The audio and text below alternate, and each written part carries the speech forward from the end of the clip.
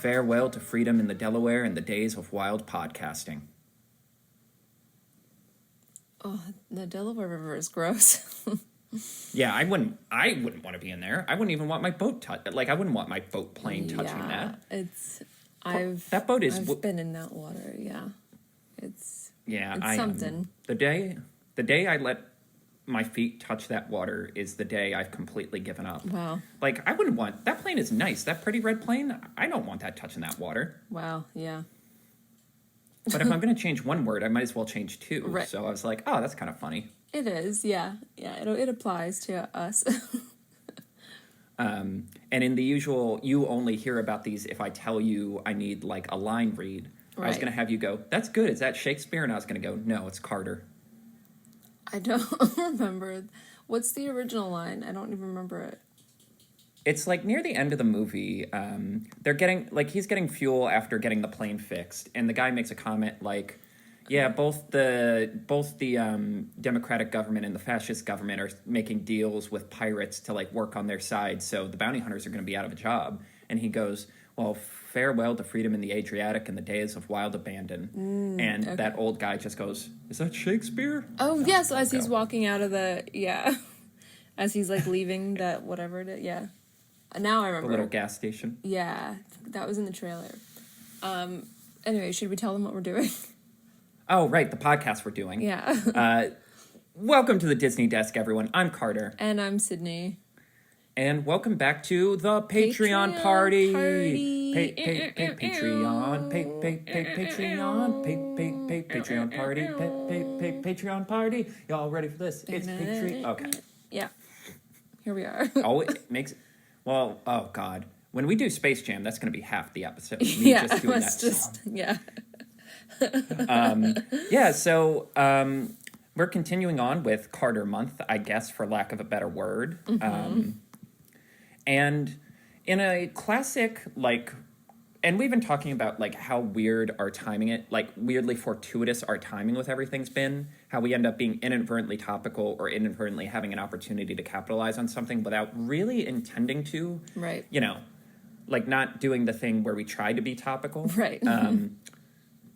As we discussed earlier, it is another year of Ghibli Fest. It starts, as we discussed before, Ghibli Fest is an event where, and this was especially useful pre-streaming for the Ghibli films, they would just run them in the United States, both the subs and the dubs. Sometimes they would do special events, like if they were, like for the one of like 4 Miyazaki documentaries they were doing, or this year they had the live staged version of Spirited Away that will hopefully go on tour someday. Mm-hmm. They just play them basically from spring to fall.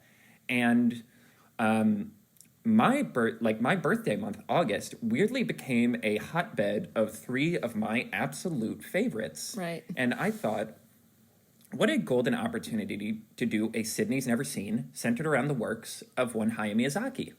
Yeah, I have, like, even from childhood, I have memories of seeing the advertisements for certain films. Like, when I was young, like, I was aware of Spirited Away.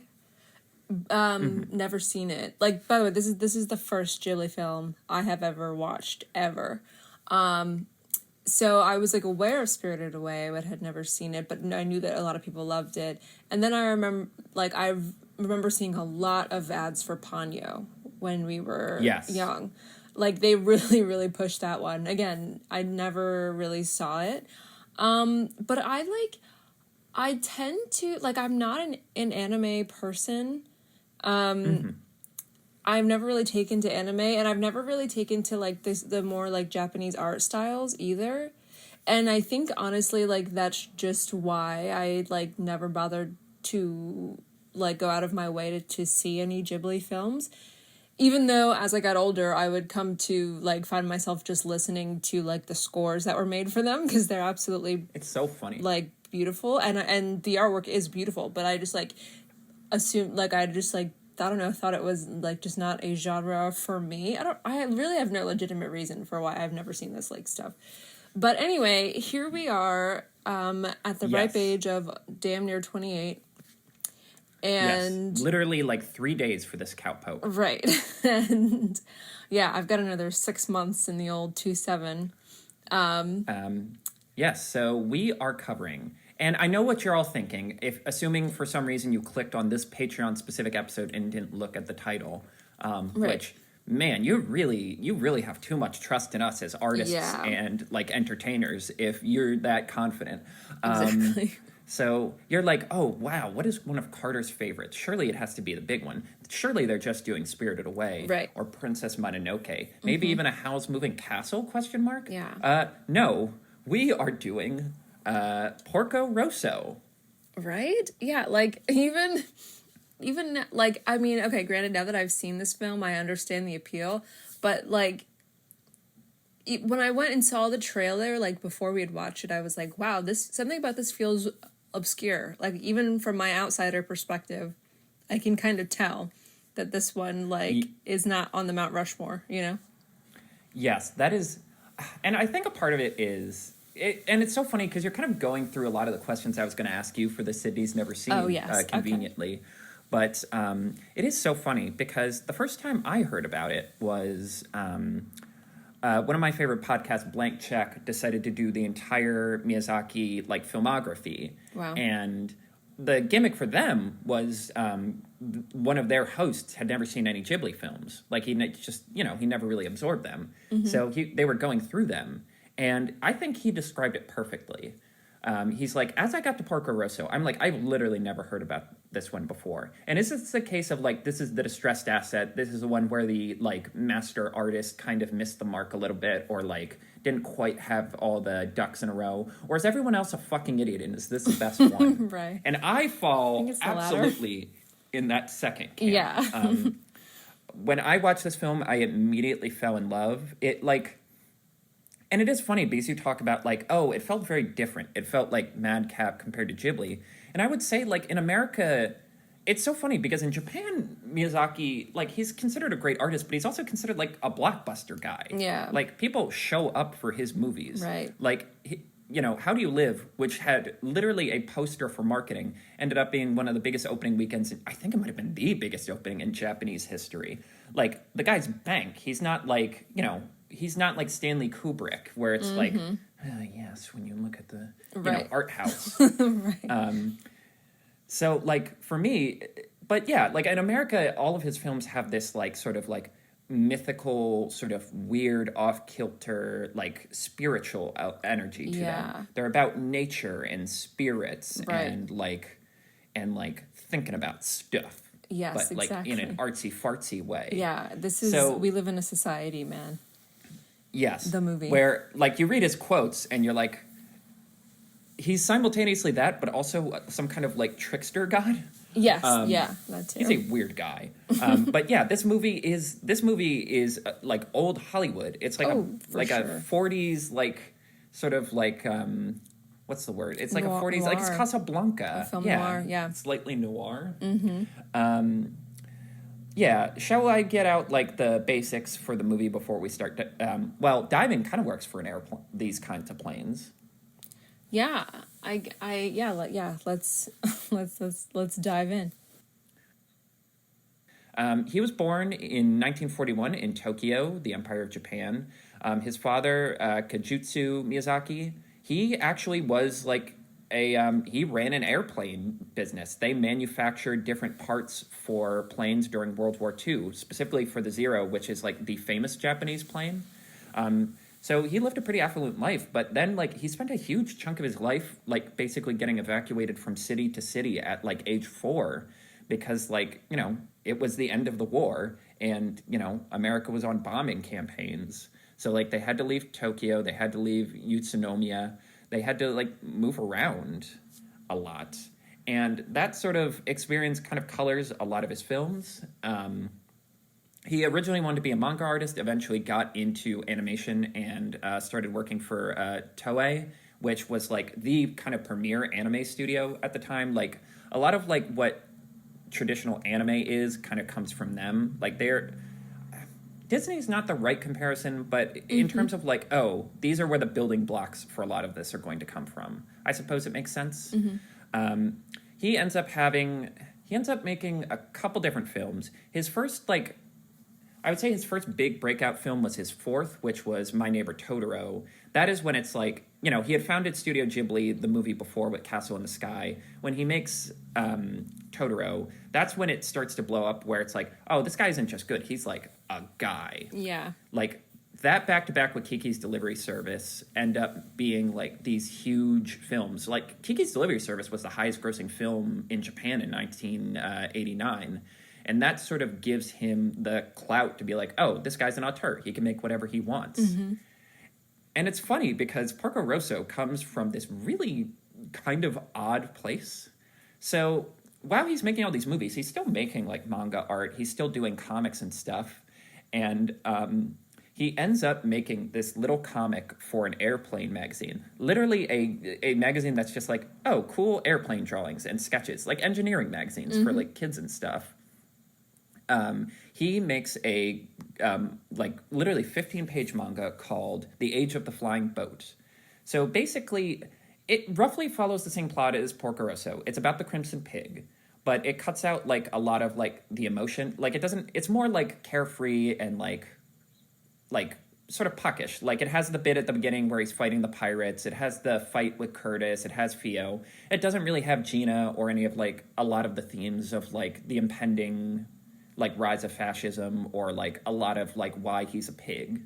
It's more just like fun adventures with this like, you know, cool pig guy. Right.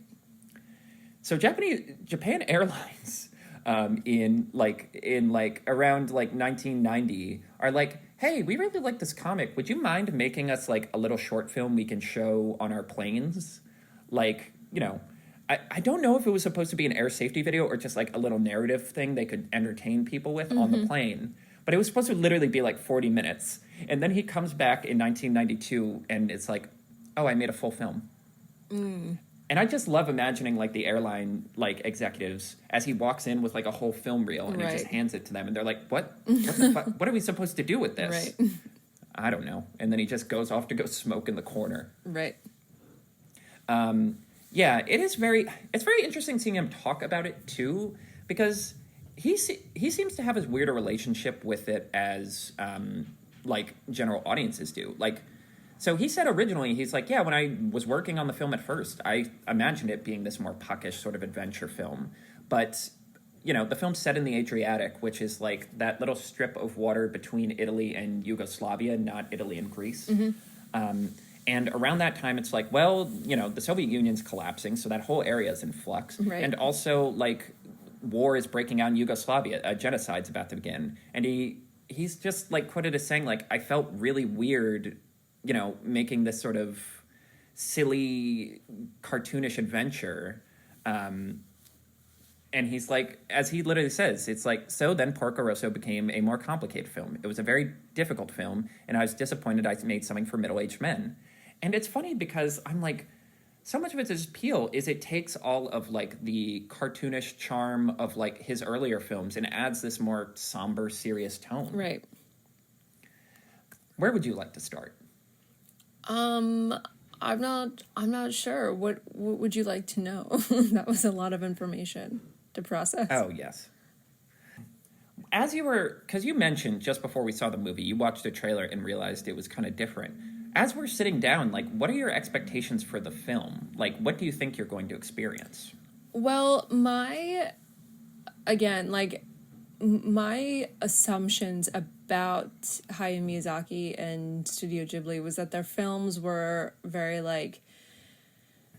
my assumptions about Hayao Miyazaki and Studio Ghibli were that, like, these films were these beautifully made, earnest dramas, that they were like filled with adventure and they were like very emotional, very spiritual in nature, and like I assumed that they were like more quote unquote like serious, like for lack of a better word. And I quickly like so I was expecting something similar. Even after seeing the trailers for this, I was expecting something that felt a little more like mature is the word for it, not serious, but like it all of the films feel a little more like emotionally mature and developed and like elevated somehow. And I was expecting that going in. And don't get me wrong, it delivered on all of that. But then I was like, this is the goofiest shit I've ever seen in my life. Yes, that's why I love it. I was immediately like, this is the goofiest thing I've ever watched. And I was very surprised at how goofy it was. But like, because it delivered on all of those things. It delivered on being spiritual and earnest and mature and deep. But it was also like a pig in a trench coat. Right? I think that for me is why it just, it sucks me in, because it's like, oh, this is the charm of doing like genre films and animation. It's like, you could theoretically shoot this in live action. If you had a good enough prosthetic team, you could make it work. Right. But what's fun about doing it in animation is it becomes a cartoon. Right. And I think the beginning of the film is the best example of it, because it starts with this nice little moody shot of him like in his little alcove, like glass of wine, magazine on his face as the radio's playing. Napping, And then the minute that plane takes off and the music starts this like adventurous music starts picking up, we cut to these pirates who are some of my favorite characters in animation. It's wonderful. Like, something about Miyazaki and pirates is just very funny. He makes them, like, they're all Popeye characters. They're these bumbling, loud, smelly clowns. I have to say, like, this first scene really does a great job of establishing the tone, because, like, with the introduction of these, like, little girls, as what bait, as hostages. Because, like, because at first, like, I really want to take all of this very seriously, and I don't think it loses any of its seriousness, but it doesn't pose, like, real threat either by introducing... Because the kids don't take it as a threat. The kids don't take it as a threat. They're actually not in danger at all. Like... They're very excited. Yeah, and when, like, it just loses, like... Not lose it, like, but, like, I lost it when the one is like, we go to a swim club... And they just dive into the water like they're totally independent of any of the adults around, good or bad. Like, they're just doing their thing here. That is when I was like, this is the goofiest thing I've ever seen. Like, yes, and a part of it is like the English dub for this. We ended up seeing the English dub. This is one of like 3 or 4 that I usually lean toward the dub, because I just really like the voice cast they got. And the voices absolutely sell it. Brad Garrett is like lead pirate for the Mama Ayuda gang. Yeah. And his performance dealing with these kids is just so funny. Like, almost immediately, they're like, why are we taking all of them? Like, wouldn't like 3 or 4 do? And he's like, it would be cruel to separate them. Yeah. But then the minute they're in the air... Friends. And then the minute they're in the air, he's just like, now, girls, we're on an important mission here. Can you please sit down? They're, like, grabbing grenades. They're, like, climbing into the gun turret. Yeah, and then, like, when the plane crashes, they start diving in. Right. And he's just like, girls, no. Yeah. Yeah, and it's just this really awesome action scene where we immediately get, like, the sort of tone, like, the sort of madcap fun tone. Right. Because Porco, like, takes off, is like gliding around, and like just completely puts these guys in like laundry. Right, like, exactly. It's so interesting, movies that have to like sell you on like different things you don't know. Yeah. Like, because like I don't really know anything about racing. I don't really know anything about flying. No. So like you need to sell me on like why this person in particular is like the most badass person who's ever lived. Right. And I think this does a great job of that. Oh, for sure. Even just the little bit where it's like there's like a tour plane and they're like, oh, it's Porco. Right.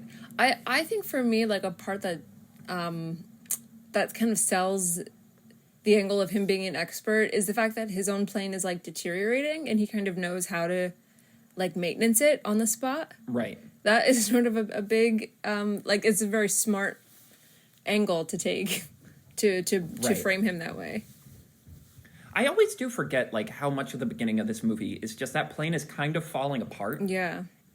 And like they establish it's like a one of a kind plane, so it's like, no, they're not just parts for this everywhere. Like Right. I have to do special stuff to keep it. It shouldn't even be able to take off the ground. Like Right. they establish like at the speeds it goes, Yeah. it's insane that it's even able to take off, Right. let alone like function as a fighter plane. Exactly. Right.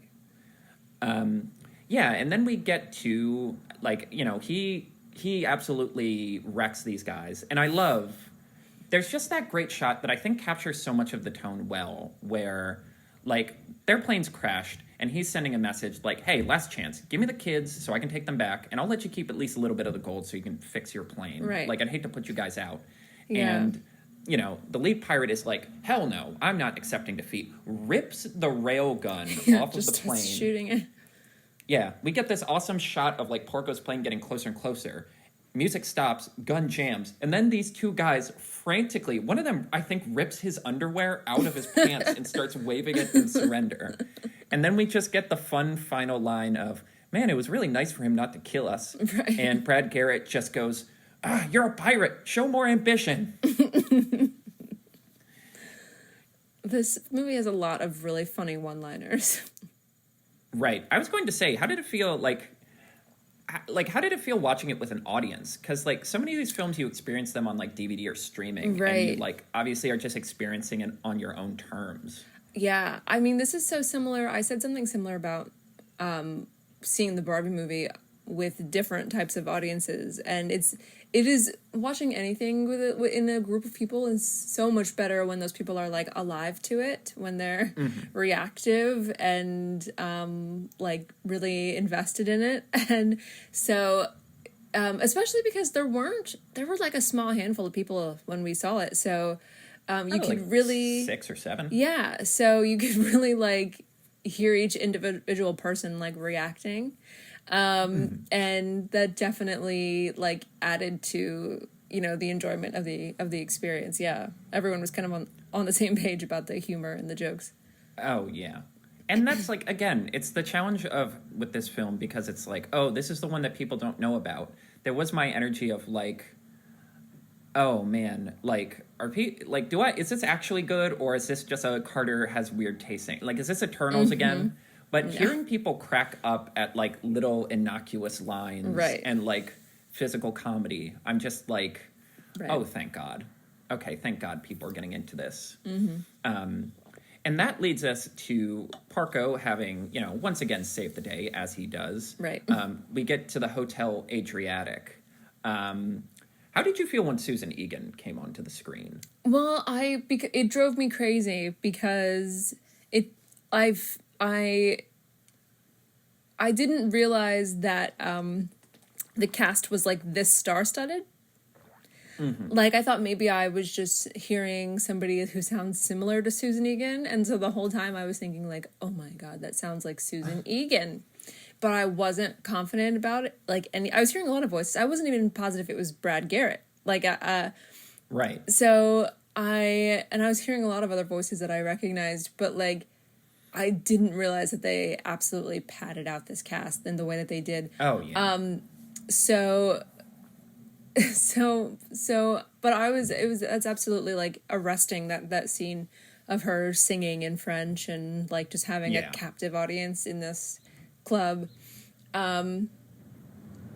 It was so beautiful. So like that scene is more akin to like what I was expecting going into like a Ghibli film, more like sort of mature things like that. That are quiet, that you like really like capture your attention and make you stop and pause. So it wasn't until the credits that I was like, oh my God, it is her. Like, and I definitely wasn't positive about that.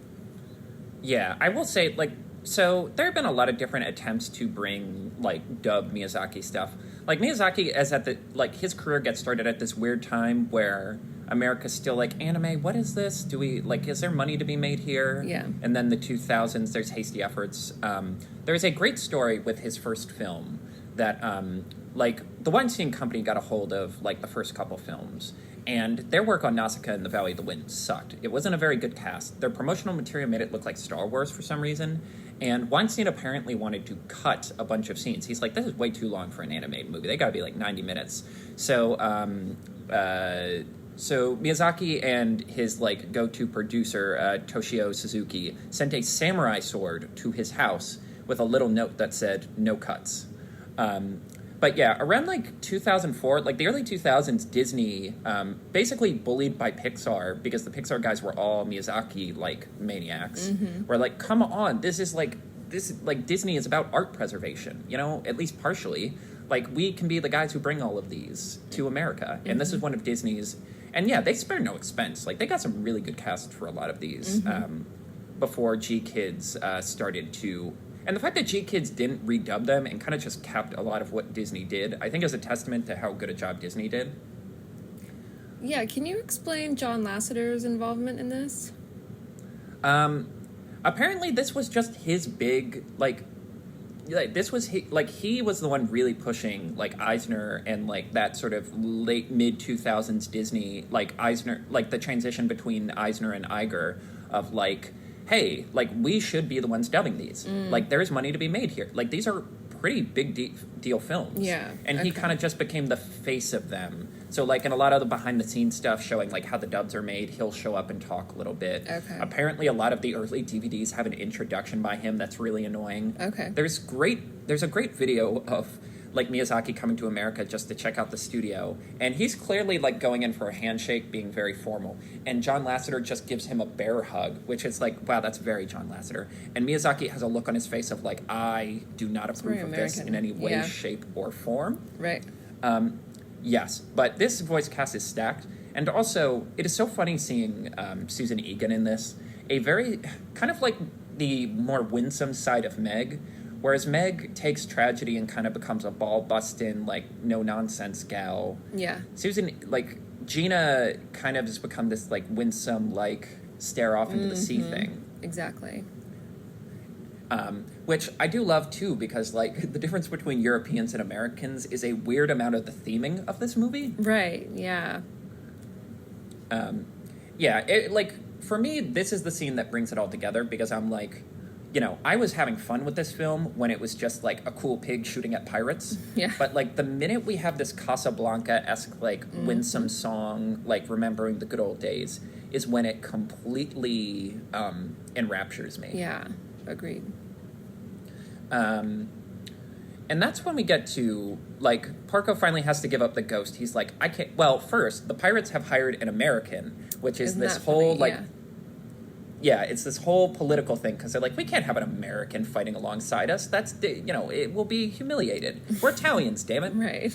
And what is the line? His mother's cousin is Italian. He's practically Italian. Yeah. But yeah, this is when the film jumps into, like, it's kind of in 3 different parts. This is like the transition into part 2 where Porco is like, all right, I can't fix this plane. I'm just going to have to get it to Milan. Right. And he ends up getting shot out of the sky. I was curious how you feel about, like, the animation style. Like, all of this is hand-drawn. Miyazaki was very, like, prickly about, like, no... Basically avoiding digital until the 11th hour. Like, they have very little digital interference on any films. Not even, like, Caps or, like, you know, Beauty and the Beast uses some digital stuff. You know, as I was watching this, I was like, what does this remind me of? It weirdly, might sound crazy, but it reminds me a lot of Schoolhouse Rock. I don't know how much Schoolhouse Rock you've seen, but like, and Schoolhouse Rock was very rinky-dink and cheap looking, but it featured a lot of like rounded like lines and more like circular shapes to every person. And also more circular, like, curving movements of things as well. Perhaps that's just the nature of, like, how you animate an airplane or, like, what what sort of a fanciful airplane doing tricks in the sky looks like, so a lot of the movement qualities, but I feel like not just with the planes, but with like the way that the people moved felt very like sort of curvy back and forth. There's a better word for it, but so I've noticed a lot of like consistencies within this like more swinging movement quality to like each of all of the figures on screen, in addition to like their clothes, their hair, things like that, and these like the way these planes move in the sky. So yeah, this fight scene that we have with Curtis and Porco is exciting. I mean, like the effects are there, like it works, it's effective. There's not one point that it doesn't feel really dangerous, you know? Oh, yeah. And that, again, that's what I like, too. That's, like, the swashbuckling term, where it's, like, it can be as fun and silly as you want, but there is danger. And when his plane is getting shot to ribbons, that's when I'm just like, man, it is so nice. Like, because we've had a lot of fun this summer with Spider-Verse and Turtles, like, and Nomono. We've had this, like, sort of renaissance of, like, CGI, like art films. But at the same time, there's something so arresting about watching like the bits and pieces of a plane getting shredded off and being like, that was, how much time did that take? Yeah. How many artists just meticulously being like drawing each little bit getting ripped off? There is one other scene that I always think of with that, and we'll get to that as we keep going. You know, and that and just like those gorgeous hand-painted clouds. Yes. Like, you know, that like Theo, who we get introduced to shortly, has her like grandstanding speech about how there's no more noble knight in the sky, you know, no more noble fighter than a seaplane pilot. And this movie, just in terms of its nature, sells the fuck out of seaplanes in terms of right? like, yes, the skies are beautiful, the seas are beautiful. These people like do both balance at the same time. The beauty of nature at the same time. Right, yeah. And I do think, like, because we talked about, like, what are consistent themes in Miyazaki's films, and, like, the reverence and, like deep-held respect for nature. This one obviously isn't as explicit in it, but it is, like, a movie about, like, the freedom of nature. Yes. Like, you know, even pirates are, like, these free, like, ragamuffin vagabonds who are, like, enjoying life on the high seas, while, like, you know, the sort of rise of fascism is depicted by these kind of like cramped streets, like clunky metal cars, and like they're slightly too slick planes. Right. And that's where we get to Milan. And I'm curious, how do you feel about Fio? That was the one part of this film I'm like, I'm curious how Sydney is going to react to Fio as a character and like her general place in the plot. That's so interesting. Well, first of all, like, the scene when he gets to Milan, that whole sequence of him showing up to their like garage, and them beginning to work on the film. Them beginning to work on the plane, is probably my favorite part of the entire movie. Is everything that happens in the garage and while he's visiting with them. But there's something so fascinating. I really love Fio. Like, it's Fio with an F, right? Mm-hmm. That's so interesting. Not Fee. Right. It took me a while to tell what they were saying or how they were pronouncing it.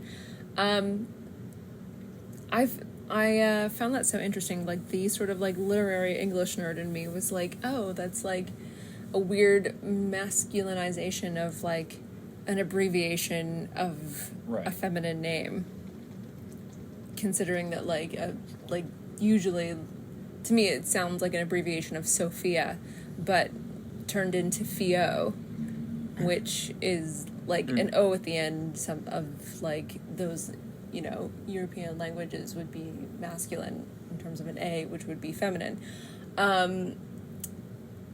So that was interesting, but I love her as a character. I mean, it's like something, in the beginning, something is, I don't want to call her like one-dimensional.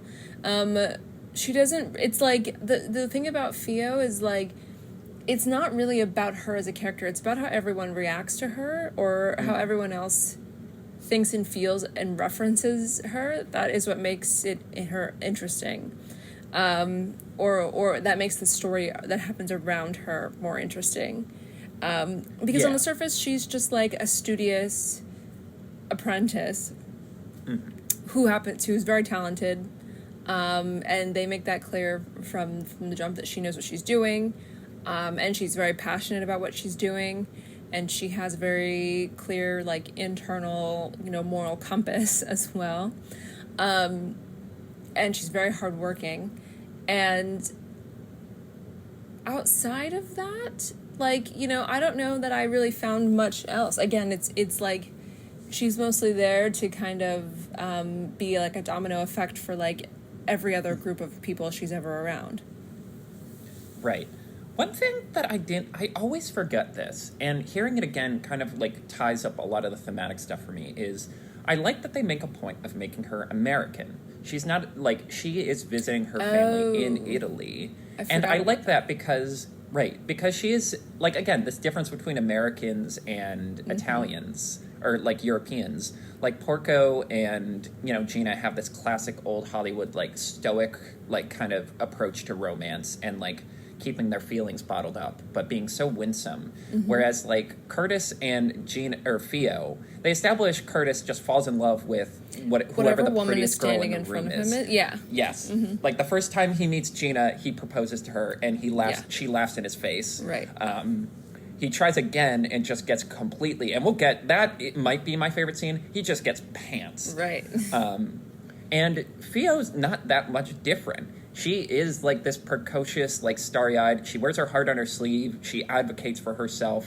Like, she gets up in Porco's face and it's like, do you not want me working on this plane because I'm a woman or because I'm young? Right. And he just goes, well, frankly, it's both. When the pirates are going to beat the crap out of Porco and destroy his plane, she gives this, like, incredible speech about nobility and chivalry on the seas and the skies that, like, basically makes all of the pirates fall in love with her. Right. And Exactly. she straight up puts herself on the line for Porco with, like, being like, all right, he'll take you on. Yeah.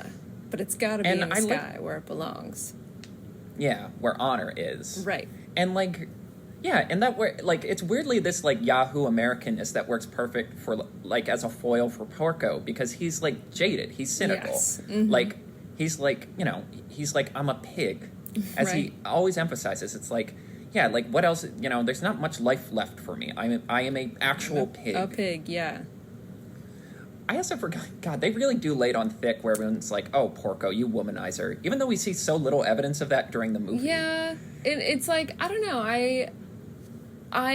it sort of eliminates any questions. Like, the film doesn't really explain how he became a pig. It does for, like, one sentence, but it doesn't show you any of that, and it doesn't really resolve it at all either. Not totally, but you kind of stop asking questions when you, like, meet more of Porco and his personality, and you're like, yeah, I would describe you as a pig. Yeah, it's interesting. Well, I'm always so curious with him, like, did he become a pig because he was piggish before, or has he embraced that role? Is he like, oh, you don't want to know me, I'm no good. If I turned into this, clearly I wasn't a good person.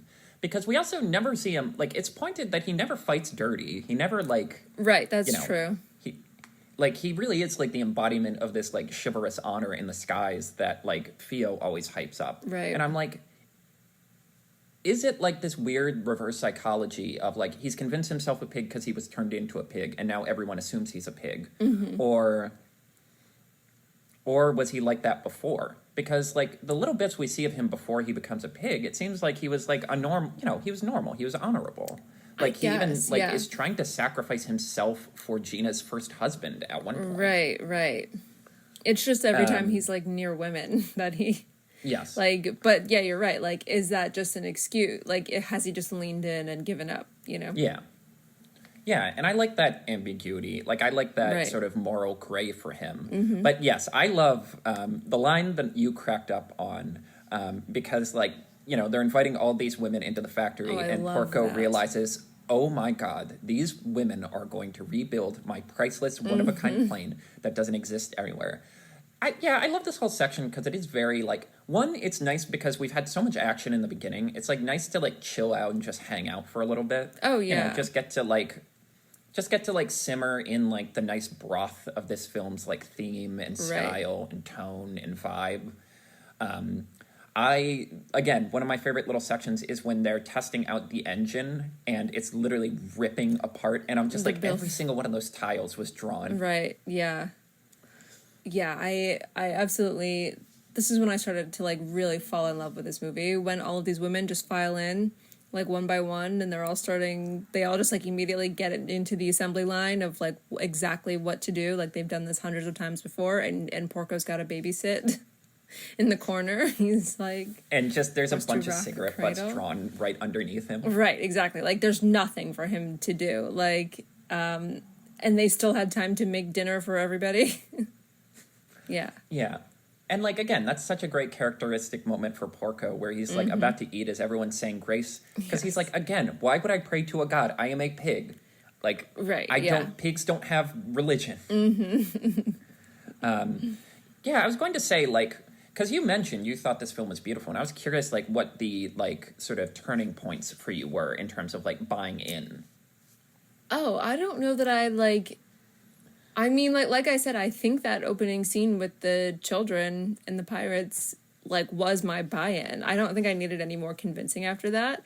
And like the rest of the movie was just me being absolutely giddy that like every time I was just seeing a pig chain smoking Yes, just always smoking. on screen. Like that never got old for me. Is like just Right. the realization of like, no, I know exactly what it is. It's the scene of him telling the story of his near death experience where Yes. like that was a turning point. I had already bought in, but that was the kind of Studio Ghibli stuff that Yeah. I was expecting the whole film to be like. But oh my gosh, that scene was like more than I could ever dream up. Yeah. That like tends to be the moment. That's the moment a lot of people cite, and we'll get to that in like 2 seconds. But like, if I was going to say there was one moment that is quote unquote Ghibli or Miyazaki, that is like the classic one. And especially because it just harmonizes all the themes of the movie together. I'm, of course, partial to the scene where he's sitting down and watching this almost Betty Boop, like Fleischer-esque animation in like a theater. And his old like army right. buddy is like, what the hell are you doing? Why do you insist on being like this? You come here all the time and you like, it causes trouble for me every time. Like, I can't keep covering for you, man. Like, Yeah. and Porco, you know, he's like, why don't you just come and work for the new government? It'll be like, we can work it Yeah. out. Like, and his exact quote, I'd rather be a pig than a fascist. Right. Which kind of became a big meme for a while there. I liked I thought it was cute that in this like old film that they're watching, the villain is a pig who like steals the girl away, and then and that he's like, this film sucks, and he like gets up, but his buddy is like, this is a great movie. I kind of Right. sort of like those details. And I just like that whole section where they're escaping the secret police, where Oh, yeah. they're like gliding along the water and it's not taking off. At one point, they're like drag racing through like a canal, and I'm just like, how are you finding new level? Like, I felt like this movie couldn't get better, and you just keep elevating it. Yeah. And that, see, I think, like, for me, the selling point, if it wasn't Gina singing, it's this next scene with Gina that leads into the dream sequence. Drop my headphone. I'll get that later. So Curtis comes, basically breaks an entry, and is like, come Right. back to America with me. See, they're going to produce my screenplay, Yeah. and then I'll become president. And I'm I like, love that. man, you can really tell this movie was made after when Right. Reagan was in charge. Right. Like this like wannabe tough guy with like the crappy little like his mustache is small compared to Porco's. Like, they really laid on thick. I will say, if there's one performance I'm not completely in love with, it's Cary Elwes. He's good in most of the scenes, but like anytime he does like the yee-haw, like I'm like, oh, come on, man, really lean in. You're convinced you're a cowboy here. Right. But anyway, Gina has this thing where she just explains, I made a bet, and she's wearing this gorgeous white dress and this huge hat, and she's surrounded by flowers, and she goes, you know, I've had this bet with myself. If the man I love ever comes to visit me in this garden, I'll finally tell him the truth about how I feel about him. But he only shows up at night. And then you see Porco's plane, and she just runs along. And just that shot of the plane going by as her hat's about to fly off, I'm just like, again, I think this movie just underlines, I'm such a fucking sucker for classic romantic films. And I'm just like, how is this not the most romantic thing anyone's ever animated? Like, this is up there with, like, Belle and Beast dancing for me in terms of just being like, I am in love with their love. Because he doesn't just fly by, he like, circles. He makes a point. Yeah, he does a whole show buddy thing, but then he still goes away. Right. Because he's a pig. Right. Why would Gina want a pig? Exactly. And then we get to, the whole section where he's explaining how he became a pig. You know the one thing I really like? It's when they're showing the dog fight. You never see a single bullet get fired. Oh, it has this, like, abstractness to it, where it's just all of these planes dancing, like, in the sky that's so blue it might as well be water. Right. Like, it might as well be people swimming around. Yeah. And, like, suddenly planes just start catching on fire. And then we have that incredible shot of, like, the Milky all Way. of these planes. Yeah. Like, hundreds of planes from different armies. And, Right. like, again, Miyazaki thematically, like, his films tend to follow a lot of the same thematic stuff, but in different shades and colors. And this is kind of where, like, all of it comes together of just, like, his love of, like, incredible, like, of technology and incredible innovation, but, like, grappling with, like, how that technology is used to hurt people. His, like, very anti-war stance. Despite him being, like, sort of this grumpy old guy, he's been kind of a firebrand his whole career. Like, he didn't show up to get his Oscar because he was against the Iraq War. He's been considered kind of an enemy of, like, the conservatives in Japan because they want to, like, change the constitution so they can remake the army. And he's, like, been an emphatic, like, a huge opponent of that. Like, apparently sometimes he called his dad a war profiteer, which is objectively, it's not untrue. Right. But yeah, and then, like, this, like, this nature, because we're literally, like, floating on a cloud. Like, the planes look like stars. Right. And then poor Porco just trying to sacrifice himself instead. And, yeah, that kind of just leads us into the, like, ending of the movie. How did you, like, I don't know, how did you feel about the final fight scene? Because I always forget how cartoonish it really hilarious. gets. I mean, they kind of punch us in the gut with this dream sequence, with this story that they tell. So it's a relief, actually, to end on, like, with, like, I mean, like, it seems like the stakes are high because Theo has volunteered herself to be the bride of Curtis. You never really believe that that's going to happen somehow. Like, even, she'll figure out a way even out. from She'll movie come up with, like, a second bet. Right. Even if Curtis did win, like, she'd find a way to, like, bop him over the head with something and make a run for it, and that'd be that. Right. Like, you're never really worried for this girl. But it's, like, it's kind of like the sort of breath of fresh air that you need after the like, emotional weight of getting more backstory about Marco / Porco. But so it's absolutely hilarious. I'm glad that we just get to, like, laugh, like, when all of the pirates are, like, setting up this event and, like, they have her sitting in this chair, and in the other chair is just, like, a bag of money, like, pile of money. And that, like, she is like more valuable to them than the sack of money that they're just, like, dragging along behind them. Like, them even, like, getting a picture with her, like, that, like, there's just, like, they just squeeze in so many funny jokes into this last scene, and again, yeah, it's just, like, reinforce this sort of this knight's honor that Porco has, even in this fight with Curtis. For me, it just, like, it cracks me up when they just start throwing shit at each other, like, when both of their guns, like, fail for like different reasons, and, like, they just start chucking things, like, at each other. Yeah, they're like, well, no, we're still fighting. Right. Yeah. Like, yeah, they set it up, like, as if they could shoot at each other. Like, does anyone ever fire a bullet? Like, I guess Curtis does at some point. At some point, Curtis pulls out his 6-shooter and just starts trying to hit him. And it's shooting. like, you idiot, you can't hit me with that. And you just see a hole go straight through Porco's plane. Right, yeah. And again, this just underlines, like, again, this is why you do this in animation. The expressions just get so fucking silly. Like, Porco, like, completely changing his physiology when he almost gets shot. Right. Or, like, they're like, man, they've been in the air so long. How are they keeping this up? And their faces, by the G-force, are just getting, like, turned into, like, waves of flesh. Right. And Porco's just like, can't let you win. Right.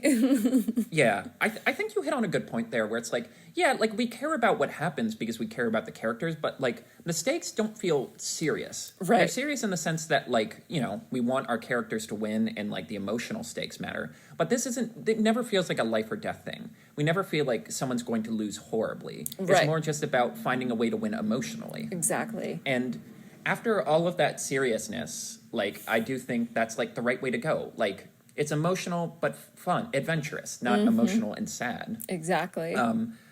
It's the fucking bit where the pirates are all lining up for the photo and the lead pirate just sucker punches everyone out of the way, so it's just him and her. The fucking pirate work in this movie. Again, I love pirates personified as just a horde of bumbling dumbasses Exactly. who can't help but fight each other. Right. Like, them wearing the suits is, like, going against everything that's in their nature. Like, they have to fight. Even then, he's trying, like, the lead pirate is trying to be official and announce, like, the stakes of the fight. And they get so angry, they just start shooting and throwing grenades into the crowd. Right. A grenade ricochets off someone's head as they all scramble to get out of the way. And Porco's just like, yeah, that'll calm him down. Right. Like, look at all the... Porco just, like, in his most Humphrey Bogart grumbliness is just like... this is all the mobsters and gambling addicts. Maybe there's a couple nice people here, but I really doubt it. Yeah, and then it leads into this great bit where they just, like... I also like that you point out the knightliness, too, because, like, again, that's actually, like, a big theme of, like, early, like, World War I sort of, like, fighter pilot stuff. Like, there was this idea, like, because World War I dissuaded everyone of the notion that war was, like, this, like... you know, noble endeavor. Right. Like, it isn't just people lining up in a field anymore, shooting at each other once and then charging with bayonets and getting into one-on-ones. Like, we're long past the days of knights, like, standing in a circle and two guys hitting each other with swords until one falls over. Right. Like, now it's, like, this ugly thing. But, like, when you're in the air, it's a dogfight. It's a one-on-one. You're, like... You know, it's like, oh, there are rules to engagement. There's honor again. And I think a lot of this film captures that energy of, like... oh, it feels like this might be the last bastion for, like, the swashbuckling adventurer. But, yeah, and then we get into this boxing match. And again, this is where I was most happy for having an audience, where these two are just getting so beat up. Like, at some point, Theo just becomes the corner man and is, like, pouring water into Porco's mouth as he... And this is, like, the best voice acting part, because they're really selling, just like, as you see, I got him. Yeah. And then, like... ugh, the bit that gets me every time is just, like, Curtis is like, you can't have both. You gotta pick one. Right. And Porco, who you realize, oh, he really has never once considered that Gina might like him. Yeah. Curtis just goes, like, she's been waiting for you every day, you idiot. And then the music stops, and Porco just freezes just in time to get completely clobbed. Right. Yeah, I love that, like, for a second I thought he might lose this one, not gonna lie. Right. Yeah. Like, again, that's like the perfect balance of being like, it's not too serious, but you're still invested. Right. Like, that's such a hard balancing act to do when the movie gets this silly. And yeah, Porco wins the day. Our cool hero, does the knightly thing and wins the day for his gal. Right. And Gina shows up to just be like, hey, so the Italian Air Force is, like, here. You're all gonna want to get out of here. Right, yeah. And yeah, I think I get so emotional at the ending of this movie. Oh, well, first, so we have this moment between Gina and Porco where it's like, ugh, running off again, aren't you? But it feels like they have an understanding. Right. And then Gina just gives him a little peck to, like, wave him off. Yeah. There's that great shot of him just getting bonked by like, where his eyes just go right. First of all, like, can we talk about how absolutely hideous they make them look, like, after this fight? Like, they look cartoonishly disgusting with, like, these boils and, like, black eyes. Their teeth are missing. Like, Yeah. It's Porco gross. lost and his so funny. sunglasses lens. Yeah. Yeah, well, that's why I always use that gif of the very end of the fight where Porco just has his hands up. His face is unidentified. Like, Yes. if it wasn't for the snout, you'd just be like, oh, this is a guy who just got punched a lot. Yeah. Yeah, and I was curious in terms of your ending. How do you interpret the fact that they don't show Porco's face at the end? I'm trying to remember. Oh, I love that. I think, to me, I just interpret that as being like, I don't think he'll ever be... Well, let me put it this way. It seems like there is a cure, Right. but he either doesn't want it, or he's too much of a pig, personality-wise, to ever really fully be cured. Because he'll never think at least actually lean right. into it, right? Like, so I think his life will just be, like, a continuous loop of people, like, almost catching a glimpse of him. Who he really is. Yeah, and then just sort of, like, shrugging it off, like, maybe I'm imagining things. Yeah. Yeah. That is, like, a back and forth for a lot of people. It's like, does the curse, as it were, get lifted? They never, like... It's funny that Gina says that because it's never explicitly said that he's been cursed, but like, right. I guess the romantic in me is like, oh, it actually worked like the Princess and the Frog. He's been cured because he like opened his heart up to other people, but maybe we'll never know. I think part of me actually kind of thinks he's happy like that. Being a pig? Yeah. I don't ever get the impression that he's not. It doesn't seem like that much of a burden on him. Yeah, it's interesting because, like, it's like the pigness, like, some people comment on it and it's like, oh, this is a metaphor for toxic masculinity, decades before that term was created. Right. Or, like, just a metaphor for his, like, survivor's guilt. Like, he feels bad that he was the one pilot good enough to get out of there. Mm-hmm. And now he just wears it. Like, and this, like I said, this is a theme that carries through his movies. The idea that, like, war, violence and vengeance corrupt you. Mm-hmm. Like, they scar you.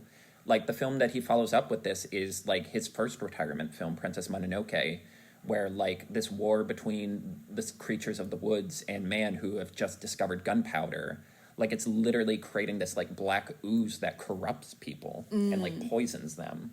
But, yeah, it's interesting. I kind of like your interpretation. That's, like, every now and then there'll just be this glimpse that reminds you of, like, yeah, despite his pig-headedness and his boorishness, like... Some people finally get to see the real him. Yeah. A select few. And a select few. Yeah. He can open up his heart, but only for people who really earn it. Right, exactly.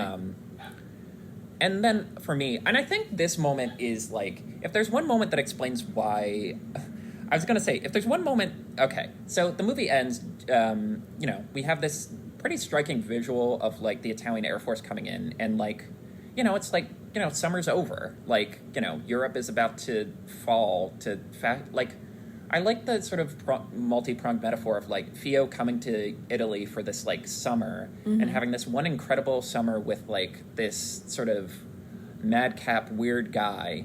Yeah. And, like, learning a lot and growing as a person. And it's like, the metaphor of summer ending as, like, summer ends for Europe. This brief moment of peace in what is otherwise almost half a century of strife. Right.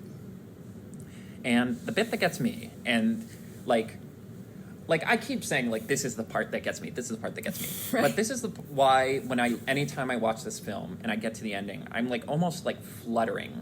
Like, I almost, like, take off as it ends. She says, and as for Gina's bet, well, we'll just keep that our secret.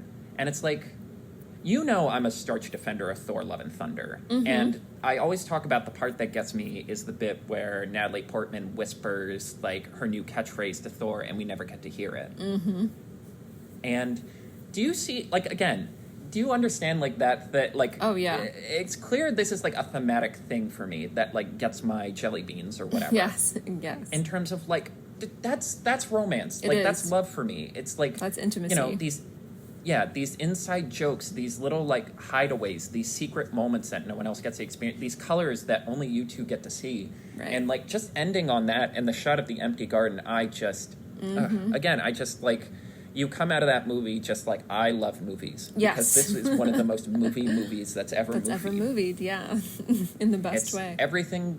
It's everything good about, like, what Hollywood can create, this golden age, and everything that's great about Hayao Miyazaki. It's like, I would argue in a lot of ways it's like a prototype for, Princess Mononoke, which is equally, I guess, a more fanciful movie because it's set in a, like, mythical forest, but it's also a movie set in history. It's a movie that is also it's actually shockingly violent.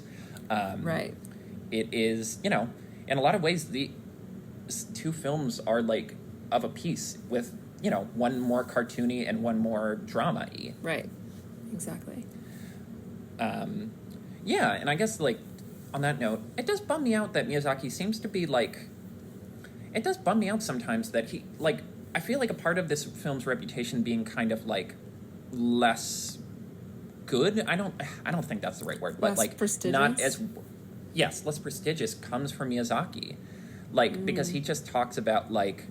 To my mind, animation is for children. Porco Rosso flies in the fact of that assumption. Moreover, as a producer, I still think Porco Rosso is too idiosyncratic a film for a toddler to old folks' general audience.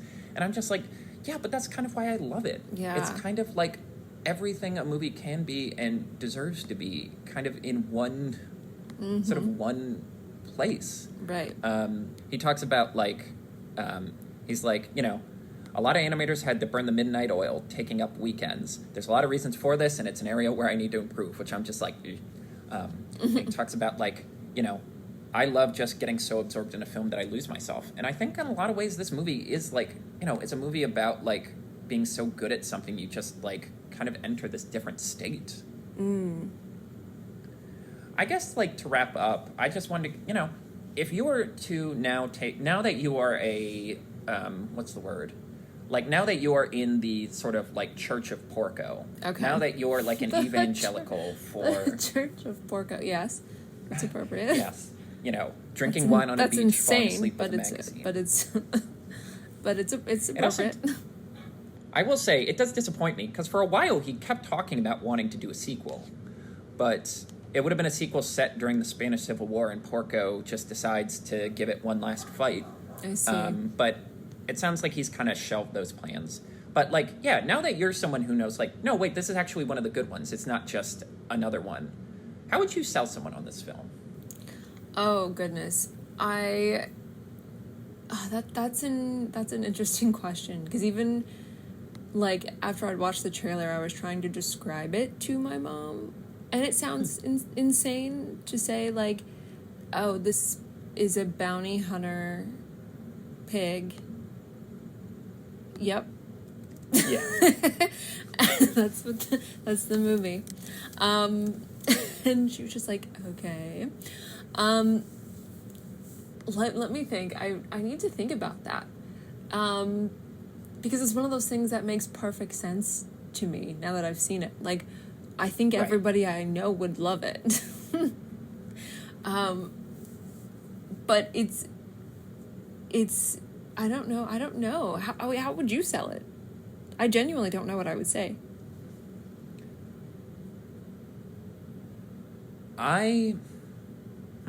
Yeah. I would say, right? Well, okay, here's what I would say. I would say if you, like, I think this inadvertently was a good film to start you on with Miyazaki, because it is, like, it has a lot of Western sort of vibes to it. It's very, like, classic Hollywood. And I'm like, that's a good way to dip your toe in, where you understand, like, this guy's, like, specific thematic, visual, and emotional hang-ups, and, like, why he tells stories, but in a sort of form that feels more, like, aligned with what you would see in, like, American work. I feel like it's a good sort of straddling of genre and culture.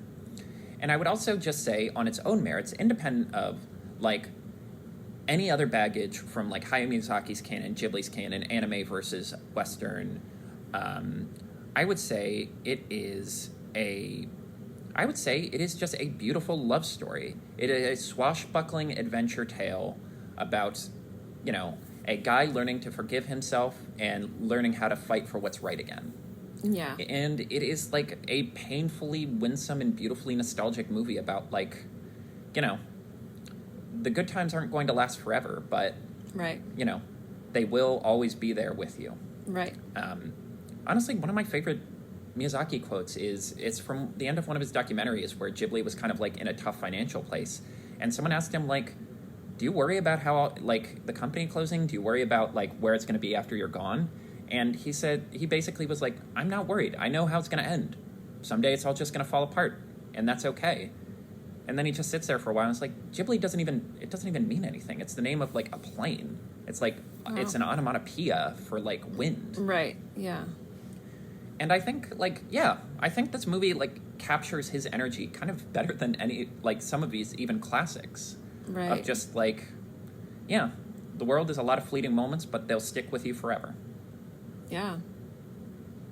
I'm glad that I started with this one. Oh yeah. I've actually already been brainstorming like where to go from here. Yeah. I know that like Ghibli is kind of against, or Miyazaki I should say, is kind of against streaming. But like if a person wanted to watch this, even to pay for it. Yes, that is actually, I've been meaning to get more insight onto this. So they did finally give up the ghost. And I will say, we talked off mic about like how Ghibli used to have very strict rules about like how much merchandising they could do, how much money they could make from stuff that wasn't just the films or the DVDs of the films or screenings. And I will say that philosophy really came back to bite them in the ass in between like when Miyazaki retired for the last time, to the point it seems like, oh, that's why they caved on making an amusement park, and they have the museum now. And they're licensing their stuff out. Like, now multiple movies have... Like, because Totoro has a stage show, too, but they haven't screened it yet. So it is on HBO... or Max. And I will say, like... Oh, it's it is? frustrating. Yes. It ended up, literally, right before the pandemic started, they announced, like, hey, we are going to bring our stuff to HBO Max. And, like, I guess... And I'm curious how much of it's, like... Because at the time, HBO Max kind of was the best streaming service, because it was, like... well curated and like I don't know, it had a good sense of like prestige in terms of like, yes, this is some of like the classic American, like these are classic American movies, and they like gave Ghibli its own little like silo of like, this is where all the Ghibli films are. And now that's a little diluted because Max is like a trash fire covered in feces. Oh my god. But yes, and like all of these films are available on Blu-ray. They usually re-release them pretty regularly. I highly recommend now that I've gotten to see this film with an audience. Honestly, Ghibli Fest is really fun. There's still a couple really good ones that haven't happened yet. Wind Rises, which was his last retirement film. I believe Kiki is still due. Spirited Away is still due. So there's still a lot of great opportunities to see these movies with an audience. Nice. Yeah, I'm not gonna lie, like having access to more Studio Ghibli may be an appeal for Max, which I have held out on all these years. I have never had an HBO subscription, and I don't know, I might reconsider. Yeah. Do you have any final thoughts as we wrap up this episode? Yeah, thank you for having me watch this. This was your birthday month has been really fun so far. There hasn't been anything that we've watched yet that I haven't totally enjoyed. For any of you that happen to have a Max subscription, I would definitely, and you haven't already seen this film, I would highly recommend it. I definitely want to see it again. So well done. And until next summer, where we're back on the Adriatic for my birthday, I'm Carter. And I'm Sydney. Have a magical day. Thanks for listening.